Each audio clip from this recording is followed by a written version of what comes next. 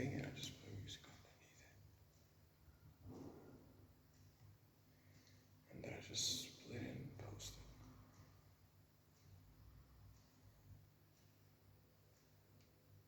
Get 10,000 listenings.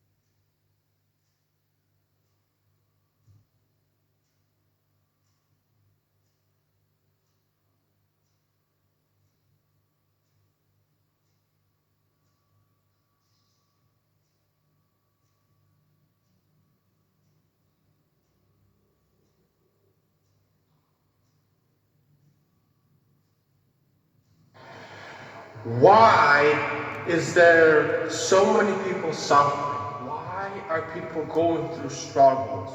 Why the whole world is struggling?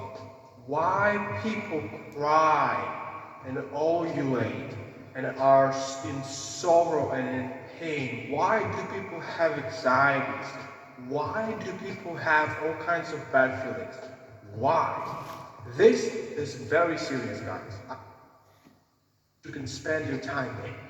The only thing that every single human has, I think the most important thing that everyone has in this life, on this planet, it's not money, it's not fame, it's not influence, it's not even health, it's time.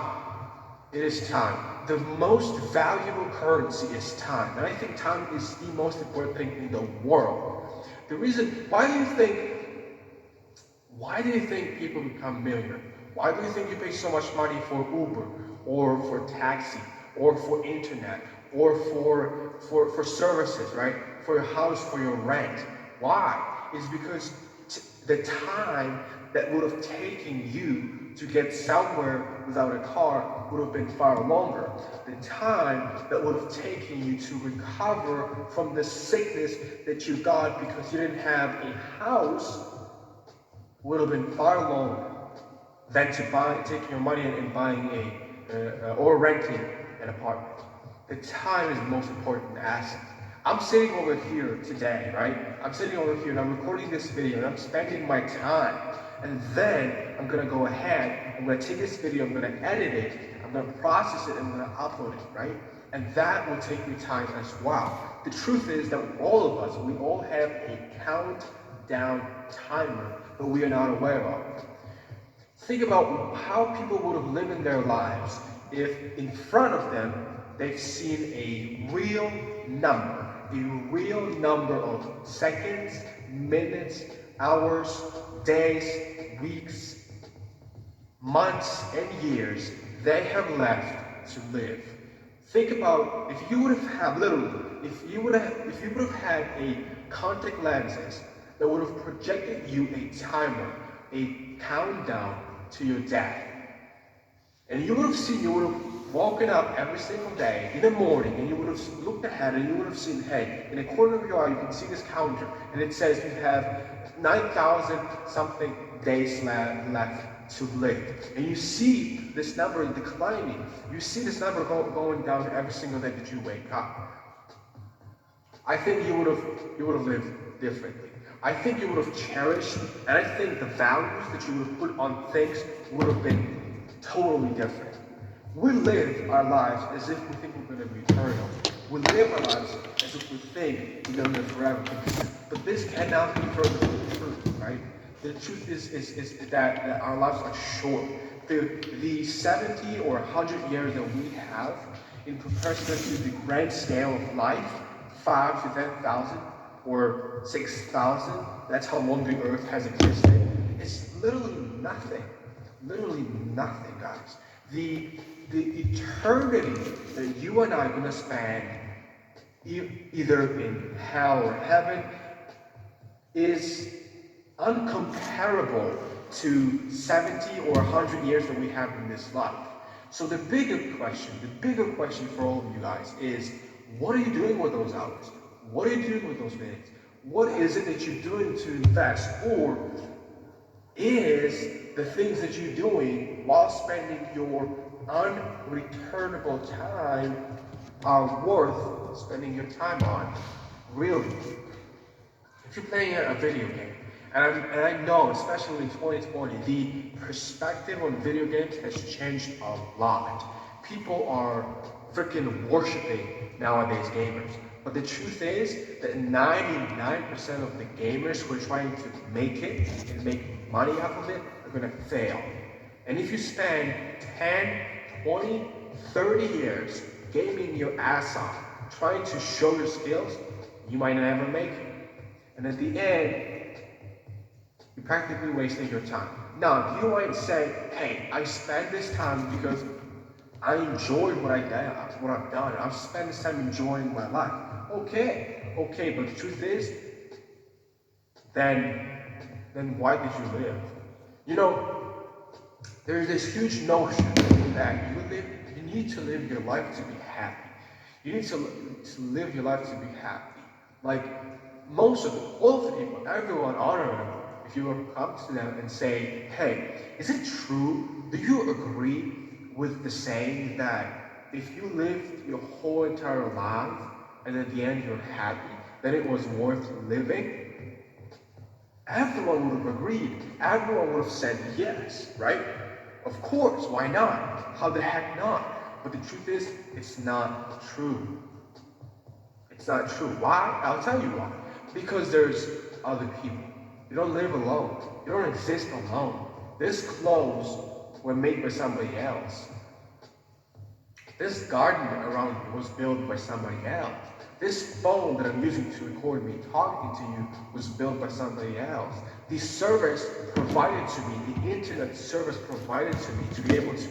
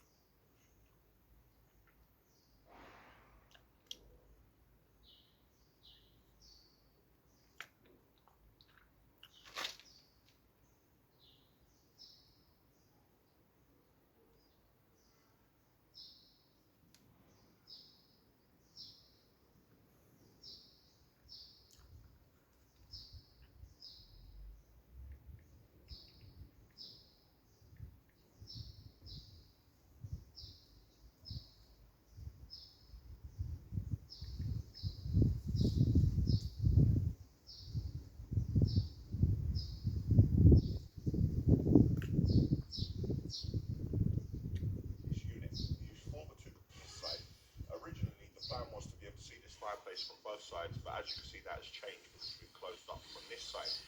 Over here, underneath this window, so right here we've used 8x2 timber and we've had to build the wall out a little bit, and then on this side we've used 4x2 timber. So the entire area has stepped out from the wall because this will be an area where you can sit. We're ready to push on here. We have the drywall adhesive and we have our plasterboard for the dot and dab what's going to be taking place here. I can see by the bucket that we have already been putting PVA on the wall, and then we're going to start boarding this up.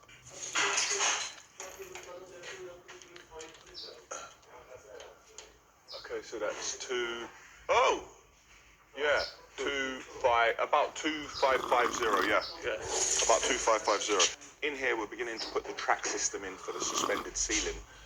We're trying to work out what the finish level will be for Jan and Steph, and we've worked out that it will be 2550. We're trying to simulate that with this plasterboard on the floor, and we've measured out 2 plasterboards from the tracking system here. So that's a pretty decent height in any size house, in any area. In this area, the screed is also dry, and I'm noticing a big change. What I did see on FaceTime last week is that the opening that we've made to the garage, we have now closed that. First fix is complete all around here. You can see by the amount of cables in the ceiling and all the sockets which are on the walls.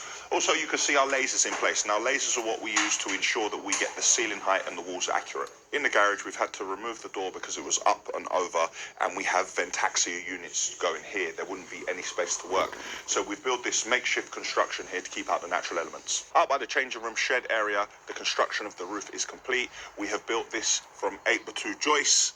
Having a look here, I can see the boys are making a load of noggings to strengthen it. Also, I can also see some ventilation holes which are put in place.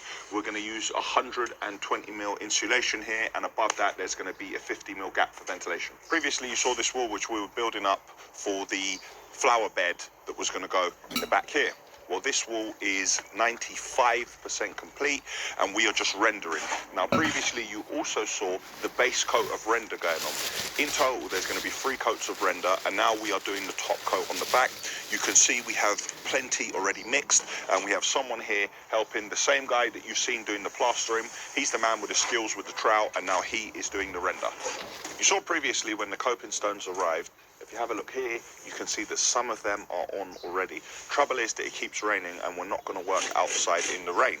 So whenever the rain stops, we go outside, we do a little bit, then we stop. It starts raining again, then we're in and out, in and out. Thankfully, there's plenty of things to do here, and most of the lads here are multi-skilled. So if you can't be outside doing this, then they come inside and do something else. The front extension is almost complete. You can see the masonry work in, and we have also moved the front door from its previous location there to out here. Now, this front door is not staying, but this will give you an idea as to how much space has been gained within the hallway area. Where the door and the wall previously were, it was holding up the wall above. So what we're doing here is we're building up 2 pillars either side, and we're going to put a steel in place to hold up this wall. This is the room I showed you a couple of weeks ago, which we had neglected for a long time. And a very, very long time ago, there was an opening here which you could walk straight into the other room. But now we've completely boarded this room up. You can see as well there's an LED feature light here, so we are ready for plastering. This isn't plastered because the gentleman you saw outside doing the rendering, he's the same man who plasters in here as I explained. So while it's not raining, we're going to deal with the render. As soon as it starts raining, we're going to come in here and continue plastering. Base coats are on in this room, and we needed to get the walls nice and white so we could put these samples here. That way Jan and Steph can come along and they can have a look at the colours. If we would have just painted this straight onto the plaster, you wouldn't have got a good idea of what the colour really looked like, the depth of it, how warm it is. So by painting it white and then putting it on it, you have a much better idea of what it will look like when it's all done. In this bathroom, the ceiling is now up. We need to tape it up. We have ankle beads on the... Ankle beads, you know? Ankle beads, yeah? Ankle beads. Can you imagine?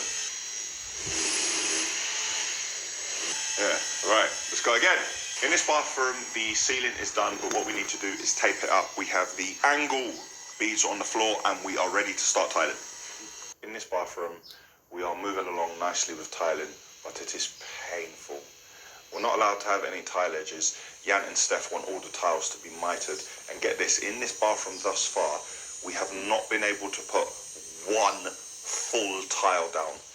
Every single tile in this entire bathroom has had to have been cut in some way, somewhere, to get around the niches, to get around the window, to get around the bath area. Not one full tile. On the top floor here, not much to see, apart from the base coats are all in place. The decorators aren't actually here at the moment. They're working at another job we finished a year ago. It's been like 13, 14 months, and it's the end of the defects period. So thankfully, there's nothing there but a few cracks, just, you know, door frames and above door frames. Nothing out of the ordinary. The decorators are there. They need to finish, and then they will be back here. I have to go and look at a job now, and Dan is going to head back to the office and start cutting up this.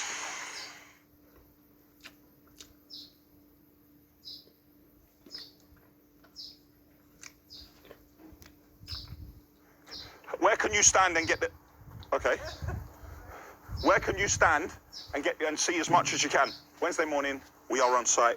As you can see, we are not at the yard. Guys, we're filming for a standalone video. I'm filming with Andrew Southern, who you've seen in the... This is a site there, what I'm looking... No, you say no? Thursday, and I'm in the yard. We've just had a delivery. Old automatic DAF tipper. The other morning, the driver was going to go out of this, and when he did his walk around, he... Hold on!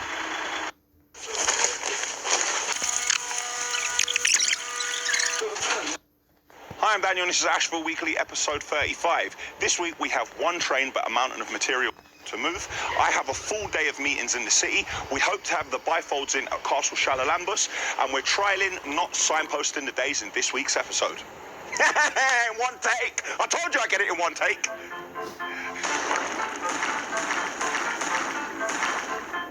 Step into my office. Cracks appearing. It can loosen it up. I'm going to hold you over a barrel. Yeah, I'll get in the back there. It was a deep dish. I was a bit intrigued. I'm not going to lie. And you have to be careful when you're doing it. Got to firm it. Buckets of sweat coming off me. It's got to be up. I basically couldn't walk properly. I don't like, but we have to suck it up sometimes. I can't be mad at him for that.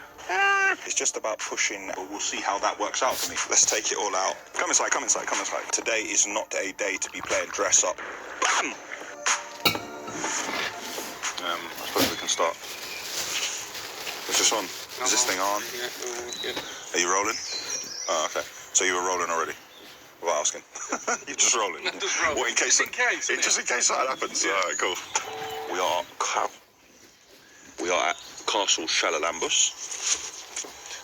For the first time in a long time, I've taken off my jumper. And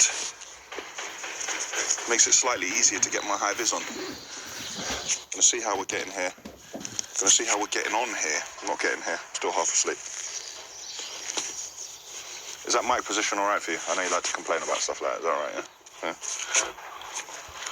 Yeah. Nice. I'm at a crossroad. Had this van for a number of years. I actually remember going to buy it. It's a special one. It's an extra long wheelbase.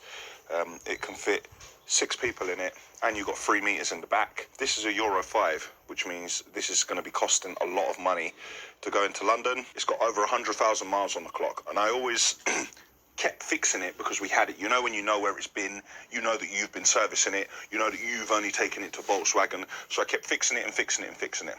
It's come to a point now with this ultra low emission zones where it's really no longer affordable to keep fixing this and then paying for this to go into London on a daily basis. Now, I was researching how much one of these is brand new. Now, I thought I paid a lot of money for this before. Do you know how much it costs for a van these days? I don't know exactly what I'm going to do, but I think the old girl might have to be put out to pasture and something new might have to come along. But then again, I have to consider if we're still going to use this, because on a building site, there are bits and pieces what you need on a daily basis. Everybody says plan your materials at the beginning of the week. Well, in actual fact, it doesn't work like that. You can plan your large materials like a delivery of concrete blocks, bags of sand, MDF plasterboard, stuff like that.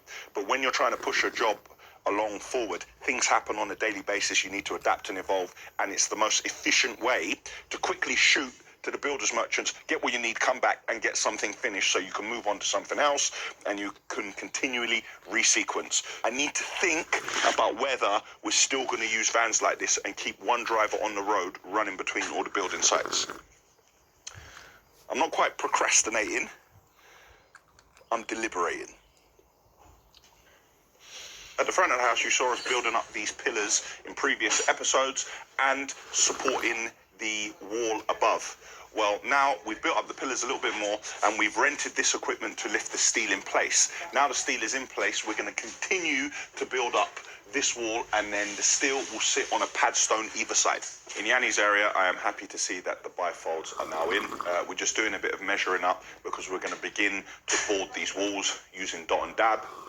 I'm very interested and I'm thinking about how we're going to finish up to these bifolds.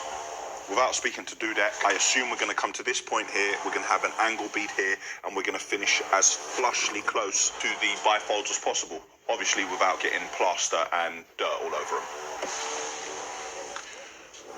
Ordinarily, I would go around to the other side, talk about that room, and then go into the garden, but I'm not going to do that today because I want to enjoy these lovely bifolds. Now, I love that. Once we've built up the area out here and we're finishing more or less flushed.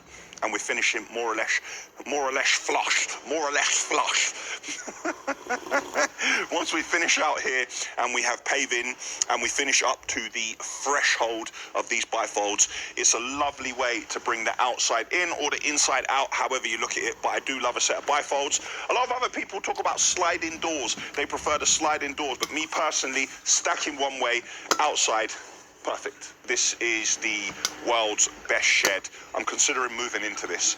Stay with me for the build-up of this, right? So, on the block work, we have this plast prime. It's kind of like a outdoor PVA. And on top of that, we have the base layer of the K-Rend with the mesh here. And then we have a top coat of K-Rend as well. You would never think that this is just a shed where people are getting changed. It has waterproofing capabilities and also is slightly flexible. In the past, we've just used sand and cement to render on walls like this, and then you see cracks appearing because of movement and stuff like that. When we do it like this, we don't get any cracks. At the end of the retaining wall for the flower bed and the retaining wall to stop everything collapsing, we have the plant area for the swimming pool. Now, at this point, we can see the base coat of the K-Rend starts. But if you have a look on the other side of the wall, you can see the difference in color, because on the back side of the wall, we have used sand and cement, and that is finished. I was gonna go through this way, but the boys have covered up all the bifolds. We're protecting them from dust and debris. So I think we're gonna have to go back round again. Apologies for the noise, this is a building site. On this wall, we have put all the plasterboard on with dot and dab, and we are moving our way around the walls. In this area, what you'll see in a second, the suspended ceiling is almost done. Once we're finished with there, we'll make our way over here, and I am told the fireplace, what's going in that cutout there, will be here next week. You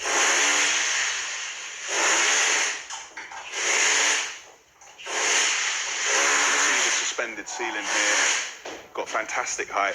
And you've got so many different services in here. You've got electrical, we've got data, we've got ventilation, we've got copper pipe work. I think that's about it. Guys, tell me in the comments below if you think I've missed out anything what is in the ceiling voids here. In this room, as Yanni's bed is now in here, we are closing this up. So we have the original window that was here, which we have saved, which is covered by Corex, and we're just building up the engineering bricks here, and then we're going to slot this window back in. So this building is near enough with the bifolds in, and now this window going in is near enough watertight. This bathroom is a labour of love. With the amount of niches which are going in here and no tile edges allowed and all the tiles being mitered, it does take a mighty long time. And you have to be careful when you're doing it. You don't want to rush. If you crack a tile, then the whole tile is gone. But it is going really well. And when it finishes, it's going to look fantastic. One of them things, you go into the room and you can say, oh my God, this is a really nice room, and you're not going to realize why it's a nice room. It's because of the way the tiling has been done. But like I said, it's a labor of love. It's not something that you can accelerate. It's all hands on deck at the moment. It's actually half term now, so a lot of the boys are off. So there's less staff here than there was previously, but we're working outside, we're working inside. The ground floor was slightly behind, but the first fix of electrical and plumbing is done. Jan and Steph have chosen their colors, so there's going to be a lot of wallpaper in this house. We need to finish boarding on the ground floor, get those ceilings in place, but we're just waiting on some of the AV guys to let us know about a bit more cables that have to be in the wall. Once we have the walls done in the garden, we're going to start to bring in type 1 so we can start to spread that everywhere and start to get some paving down, because there's a lot of work that needs to be done there. On the upper floors, there's a lot of base coats on, and we just need to start the second fix in places. The tiling is moving along nicely, but a lot of the tilers are not here this week, so that will slow us down in that area, but hopefully we can catch up with that next week. Time is pushing on, got to leave the site. Before I do, I've realized this back box is in place. We are going to do a separate video on this. This house is going to be completely automated, so we're going to have a control for system from top to bottom, controlling all the electronic appliances in this house. That's everything from your TVs, from your Blu-ray players, from your projectors, to your lights, to your underfloor heating. Absolutely everything will be controlled at the touch of a button. So guys, stay tuned for that video. It's very hot down here in the city of London. Today is not a day to be playing dress up. Obviously got the Asheville polo on today, but I've got that different kind of perforated material which is slightly cooler, because the fully cotton one would have had buckets of sweat coming off me. Back-to-back meetings. It's just about pushing Asheville forward to the place where it needs to be and getting a load of compliance paperwork. Sometimes it's a bit slow. Sometimes it's a bit tedious, and sometimes you're repeating yourself, but it is necessary. So I'm going to try now to get back to the yard, but I'm not sure how the traffic will be. It's half term, so it may be all right. A lot of people, I think, maybe I wasn't clear, I apologise, or some people have misunderstood, and they think Asheville Weekly's coming out every 2 weeks. No, Asheville Weekly is still coming out every week, but what it is, we had a 1 week break, so now every week Asheville Weekly is behind, so it's 1 week behind. And a lot of you watching my deadlift, my mistake when I said 300 ton. Look guys, I think I'm a superhero, but I'm not deadlifting 300 ton. I'm going to level with you. I had a number of back problems. I had 2 slip discs, my L4 and L5. I basically couldn't walk properly for about 9 months. That was like 3 years ago, and I've managed to make a full recovery, and it was a long process. I couldn't straighten my back for like 4 or 5 months of that, and it took a lot of stretching and a lot of hanging. I have a bar in my house where I hang upside down to take out the compression in my spine, and I had to stretch every muscle in my entire body. I did train earlier today. I trained legs, and I got a problem with my knees. Before I stopped training, I could warm my knees up, and then after some movement, my knees would like kind of lubricate, but my knees aren't lubing up anymore no matter how much I warm up. So instead of doing squats at the moment, I've gone back to doing leg press. When I'm doing leg press, because I can't rack the weight on as much as I want to do in leg press because of the pressure on my knees, as I just said a minute ago, I'm actually doing something called the 300. Yes, Leonidas and the Spartan Warriors. I'm doing 6 sets of 50. So on the first leg press, 6 sets of 50 until we get up to 300 reps, and then you move across and do like a different hack squat and leg extension and 2 hamstring exercises, and finally calf. So for all of you who say, oh, I skip leg day, I do not skip leg day. I just have skinny ankles, which I can do nothing about. Just saw an email come through. We're meant to have 1 train this week, just 1, and that train was cancelled. There has been a loading problem today, which means we will not get the train on Tuesday. Very disappointing when you've only got 1 and that's cancelled. That means 100% of your trains have been cancelled. And finally guys, looking to expand the video team again. Yes, we're always trying to step it up.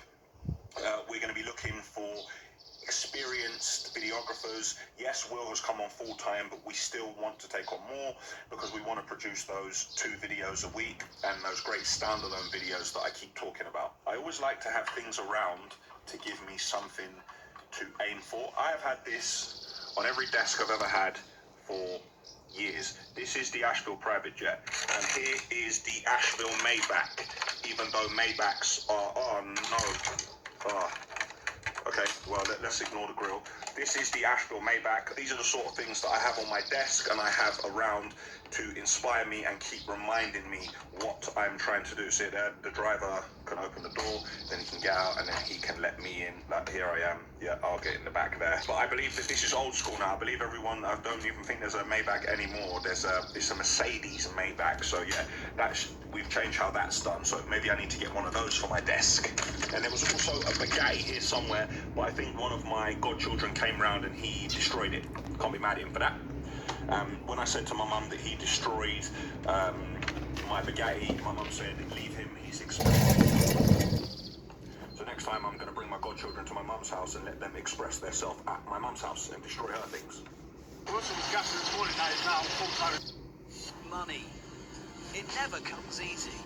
But now it could. Invest. Yeah? Say that again, Tezza. Step into my office. Step into my office.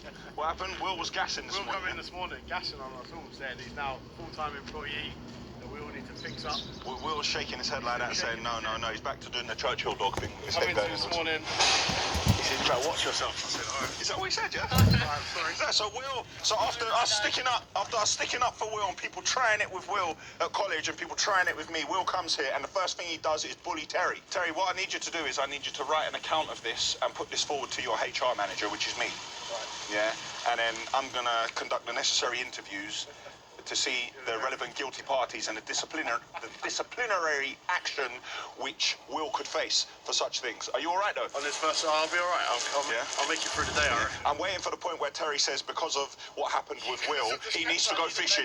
Yeah. I'm waiting for that. It hasn't come yet, but Because of the mental stress. the mental stress of Will trying it with him. But don't worry, Terry, I've got you. And Scania are here, people. What's Scania doing here? Fuel cap. Fuel caps. Mysteriously, fuel cap keep going. The fuel cap. That's another thing in Asheville, and nobody knows what happened, Dan. In this yard, you come in the morning, and every day a driver has lost a fuel cap. Now, ordinarily, I'd like to say someone else is going to buy it, like you lot, you keep doing it, but really and truly, I don't want to not have a fuel cap on. Firstly, because it's illegal, and if they go out on the road, it's a PG9, the lorry will get parked up. And secondly, without a fuel cap, you never know what could go inside the tank and contaminate the diesel, and then damage the engine and the entire system. So it's one of those things that I don't like, but we have to suck it up sometimes. So we buy 4 or 5 at a time. Scania have luckily come here, and when I'm standing here, you can see how sunny it is and the fact we have to put the sprinkler on to keep this area wet just to suppress the dust a little bit. But we can't put too much water, because if we put too much water then the yard gets messy.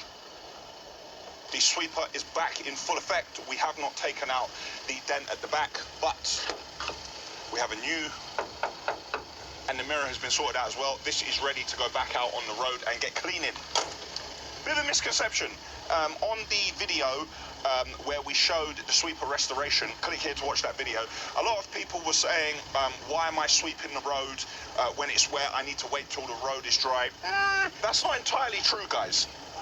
If you have like thick mud on a road that's built up over a couple of days, when it rains, it sometimes loosens it up for you. It can loosen it up, and then when you go over the sweeper, it's easier to pick it up.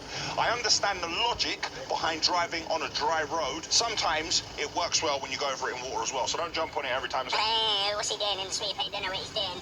It's raining and he's out in the sweeper. It still cleans the road, especially a new bad boy sweeper like this. There's plenty of feathers and stuff going around the...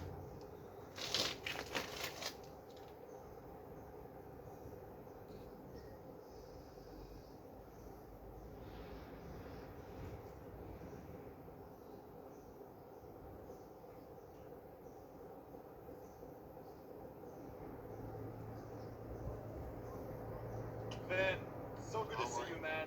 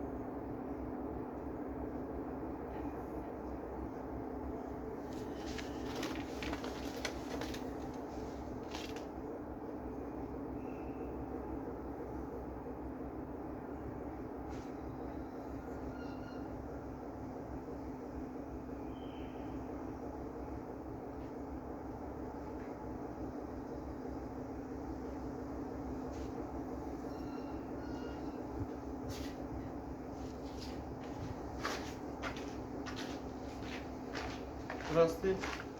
Здравствуйте.